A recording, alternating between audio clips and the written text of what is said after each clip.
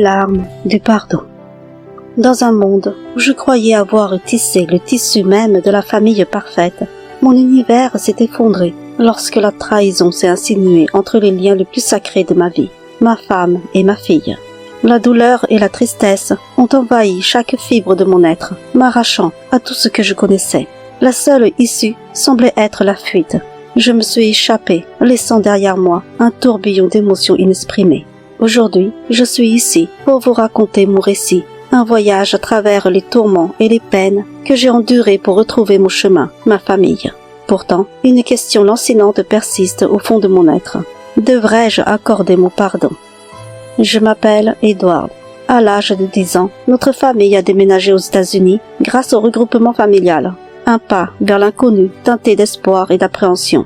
L'adaptation de ce nouvel environnement était un défi de taille pour moi. Un jeune garçon qui ne maîtrisait pas encore bien la langue. Mais au fil du temps, avec le soutien de mes cousins et de mes oncles, j'ai trouvé ma place. Chaque jour, un pas de plus vers l'intégration de cette terre étrangère qui, peu à peu, devenait ma nouvelle patrie. Après avoir achevé mes études, j'ai bravé les vents de l'incertitude pour trouver ma voie professionnelle. Et dans les méandres de cette quête, j'ai rencontré Tracy. Tracy, avec son sourire radieux et sa douceur infinie, a capturé mon cœur dès notre première rencontre. Chaque instant passé à ses côtés était un enchantement, et quelques mois plus tard, elle a accepté de se marier avec moi. Ensemble, nous avons bâti notre nid douillet, une maison qui rayonnait de bonheur et de promesses d'avenir. 3 enfants ont ensuite illuminé notre foyer, une fille et 2 garçons, chacun portant en lui le reflet de nos espoirs et de nos rêves. Leur rire résonnait comme une mélodie enchanteresse dans les murs de notre demeure, remplissant nos vies de joie et de bonheur indicible.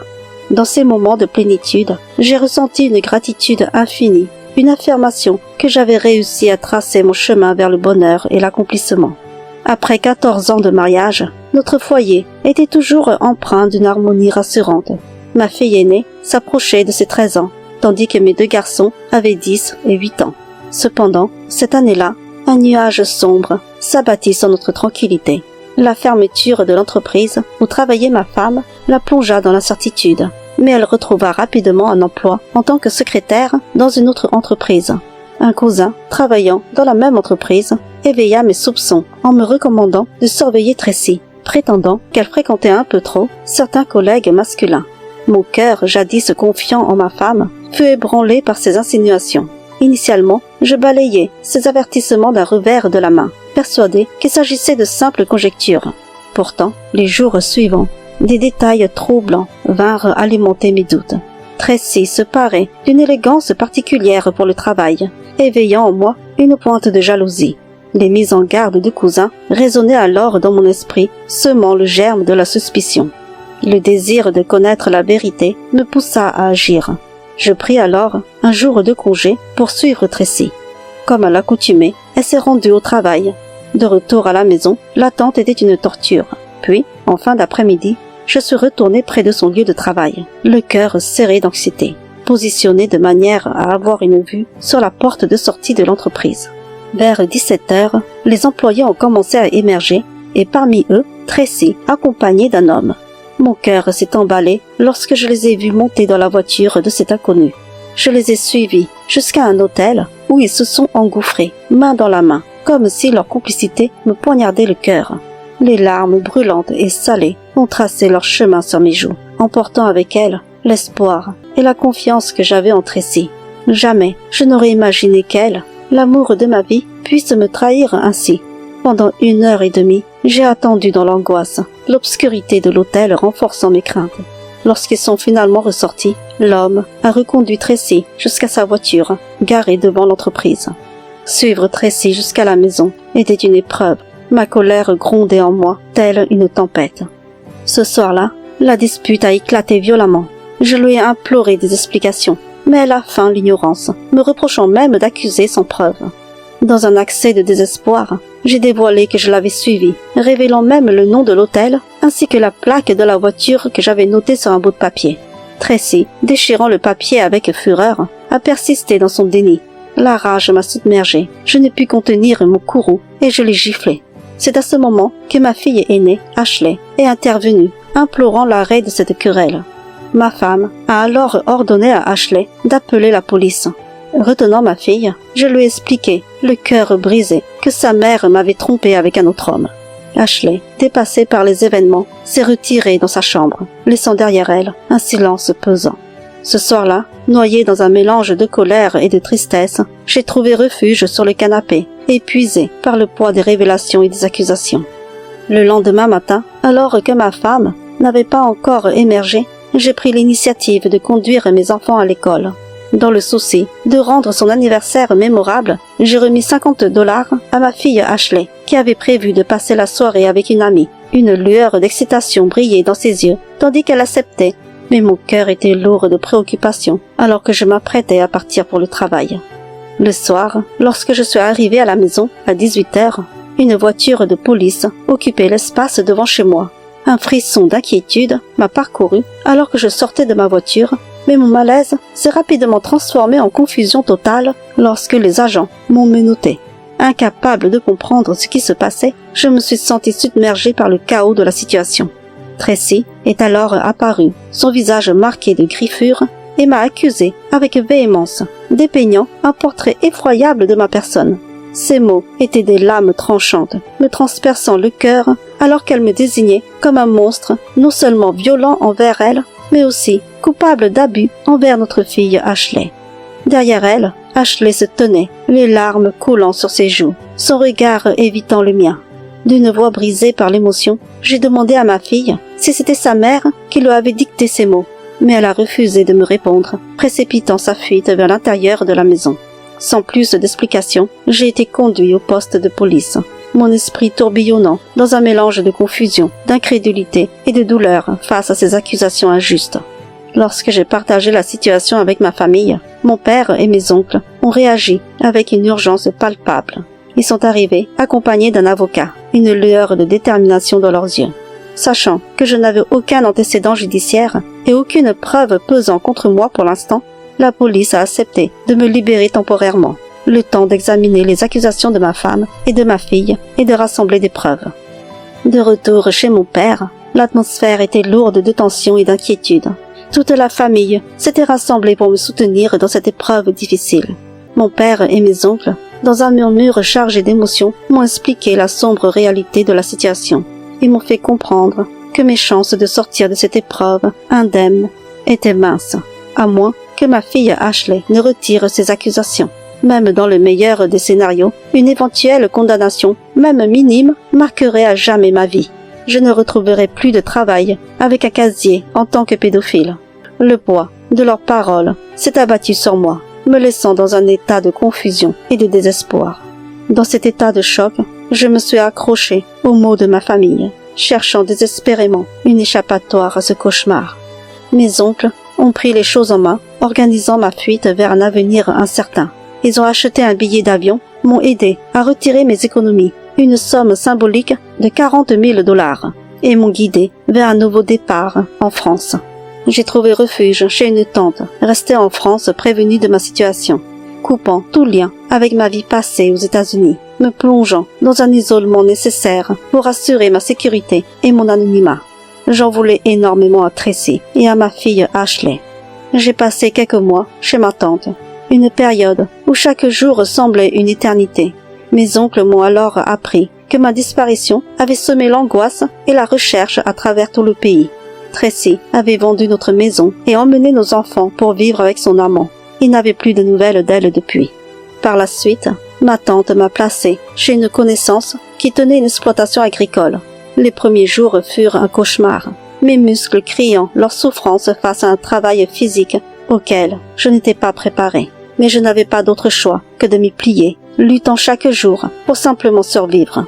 Mes maigres revenus en liquide, chaque semaine, étaient à peine suffisants, et mon unique refuge était un petit cabanon délabré, témoin de ma misère intérieure. Après quelques années de solitude, j'ai rencontré une femme. Pendant 3 ans, elle a été mon rayon de soleil dans l'obscurité, mais nos chemins ont divergé lorsque le mariage est devenu une exigence. Prisonnier de ma situation, incapable de lui révéler ma véritable identité, nous avons dû nous séparer, laissant derrière nous un océan d'émotions non dites et de regrets.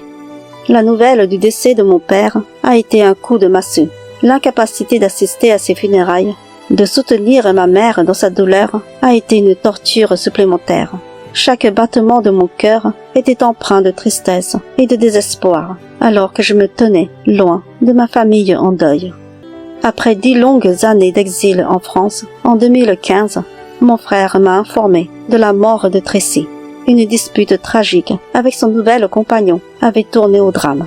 Quant à mes enfants, leur destin était tout aussi sombre. Ashley avait trouvé refuge auprès de son petit ami, tandis que mes fils, abandonnant leurs études, se débrouillaient en se partageant un petit logement. Lorsque mon frère m'a raconté les détails des funérailles, une vague de chagrin m'a submergé. Il avait rencontré mes enfants, et ma fille Ashley lui avait confié qu'elle avait retiré sa plainte 5 ans après ma disparition, et la police avait clos mon dossier. Mon frère m'a fait comprendre que j'étais libre de retourner aux États-Unis. Cette nuit-là, alors que je me débattais avec des pensées tourmentées, un rêve troublant est venu hanter mon sommeil. Dans un paysage brumeux, Tracy est apparu devant moi, comme un spectre. Ces mots, chargés d'émotion, ont résonné dans mon esprit tourmenté. « Edward, je m'en vais. Prends soin de nos enfants. » Au moment où j'allais lui poser des questions sur son départ, je me suis réveillée en sursaut, une larme solitaire perlant sur ma joue. Ce rêve, aussi énigmatique soit-il, a ravivé en moi un mélange complexe de sentiments dans cette nuit obscure de mon âme troublée. Après plusieurs jours de réflexion, je me suis enfin résolue à retourner aux États-Unis. Avec le soutien précieux de mon frère, de mes oncles et de quelques amis de confiance, ils ont entrepris les démarches nécessaires pour me fournir de nouveaux papiers, m'offrant ainsi une nouvelle identité sous le nom de William. Cette décision était comme un poids soulevé de mes épaules, mais en même temps, elle a fait naître en moi une anxiété oppressante. L'idée de retourner dans mon pays après une décennie d'absence était à la fois exaltante et terrifiante. Alors que je montais à bord de l'avion en ce mois de mai 2016, mon cœur battait la chamade, palpitant au rythme de l'incertitude, redoutant d'être accueilli par les forces de l'ordre à mon arrivée. Pourtant, lorsque j'ai posé les pieds sur le sol américain, toute ma famille m'attendait à l'aéroport. Les retrouvailles étaient empreintes d'une émotion palpable, nos regards embués de larmes, exprimant des années de séparation et de manque. Dans leurs bras chaleureux, j'ai senti un mélange indescriptible de soulagement et de joie, comme si un poids immense avait été levé de mon cœur. Le retour dans ma ville a été comme une plongée dans un passé révolu. La nostalgie m'a envahi alors que je retrouvais les rues familières, les visages connus, les lieux chargés de souvenirs. Chaque coin de rue, chaque sourire amical ravivait en moi un flot d'émotions, rappelant à quel point j'avais désespérément désiré ce retour. C'était comme une deuxième naissance, une chance de recommencer, de reconstruire ma vie sur les fondations de mon passé, tout en embrassant l'avenir avec un nouvel espoir. Peu de temps après mon retour, mes 2 fils ont cherché à me contacter. Le timbre hésitant de mon fils aîné a résonné dans le combiné téléphonique, porteur d'une mélodie de repentir et de désir de réconciliation. « Papa, nous ne voulons pas te causer de problèmes. Tu es et seras toujours notre père. Nous voulons nous excuser pour le mal que nous t'avons fait. À l'époque, nous étions petits et nous avons simplement suivi les directives de maman. S'il te plaît, papa, pardonne-nous. » Leurs paroles, teintées de regrets et d'émotion, ont trouvé écho dans mon cœur meurtri. Mes fils étaient encore si jeunes à l'époque, si innocents dans cette tragédie familiale qui nous avait déchirés. J'ai alors consenti à les rencontrer, à ouvrir la porte à une possible réconciliation. Ma fille Ashley avait été informée de mon retour, mais n'a pas souhaité venir me voir. Lors de leur visite, mon fils aîné a partagé avec moi des révélations douloureuses, révélant le rôle manipulateur de Tracy et les mensonges ourdis pour me piéger. L'amant de Tracy avait corrompu ma fille Ashley, lui offrant $1000 afin qu'elle suive les directives de sa mère. Son geste déloyal m'a plongé dans un abîme d'incrédulité et de douleur. La trahison était insupportable, comme un coup de poignard dans le cœur. Au plus profond de moi, je me retrouvais tiraillé par des sentiments complexes. Pouvais-je accueillir à nouveau Ashley dans mon cœur meurtri? À l'époque, elle avait 13 ans, un âge où la conscience de ses actes était bien ancrée en elle. Cette réalité m'a confronté à un dilemme émotionnel déchirant, me laissant dans un tourbillon de doutes et de désirs conflictuels. Par la suite, mes 2 fils sont revenus vivre avec moi, apportant avec eux un souffle d'espoir dans ma vie brisée. Leur présence à mes côtés était comme une lumière dans l'obscurité, réchauffant mon cœur meurtri par les années d'absence et de solitude. Malgré l'insistance de ses frères, Ashley a choisi de rester dans l'ombre, se cachant derrière le poids de sa culpabilité. Elle n'a jamais trouvé le courage de me faire face. Pour ma part, la douleur de la trahison et de l'abandon me tourmentait, et je me retrouvais incapable de franchir le seuil de la réconciliation. Je restais prisonnier de l'incertitude, incapable de prédire si un jour je pourrais lui pardonner. La seule certitude qui persistait était le vide lancinant qui s'était creusé entre nous, un gouffre émotionnel que je redoutais d'affronter. Seul le temps pourrait peut-être guérir les blessures et éclaircir le chemin vers le pardon. Aujourd'hui, je vis toujours avec mes fils, dans un quotidien empreint à la fois de douceur et de mélancolie. Le poids de la trahison que j'ai endurée a laissé des cicatrices profondes, m'empêchant de songer à me remarier. Chaque jour, je me replonge dans mes souvenirs, cherchant à comprendre ce qui aurait pu être autrement, ce qui aurait pu éviter cette rupture déchirante. Mes journées sont ponctuées par les rires de mes petits-enfants, une lumière dans l'obscurité de mon passé tourmenté. Leur présence me rappelle que malgré les épreuves, la vie continue, avec ses hauts et ses bas, ses joies et ses peines. Bientôt, nous célébrerons le mariage de mon fils cadet, un moment de bonheur qui illumine nos vies assombries par les nuages du passé. Mais malgré cette lueur d'espoir, une ombre persiste, celle d'Ashley, ma fille. J'ai appris qu'elle a construit sa propre vie, loin de moi, avec 3 enfants à ses côtés. Notre lien demeure rompu, prisonnier des non-dits et des blessures jamais guéries. Je reste encore incapable de lui accorder mon pardon. J'espère que mon histoire servira de leçon, un avertissement aux couples en conflit. Ne suivez pas le chemin sombre de la manipulation et de la vengeance. Ne laissez pas la colère et la rancœur empoisonner vos cœurs et détruire vos familles. Car je sais désormais que le véritable bonheur ne peut naître que de l'amour, de la compassion et du pardon, et que ceux qui sèment la douleur récoltent tôt ou tard la tempête de leurs propres actes.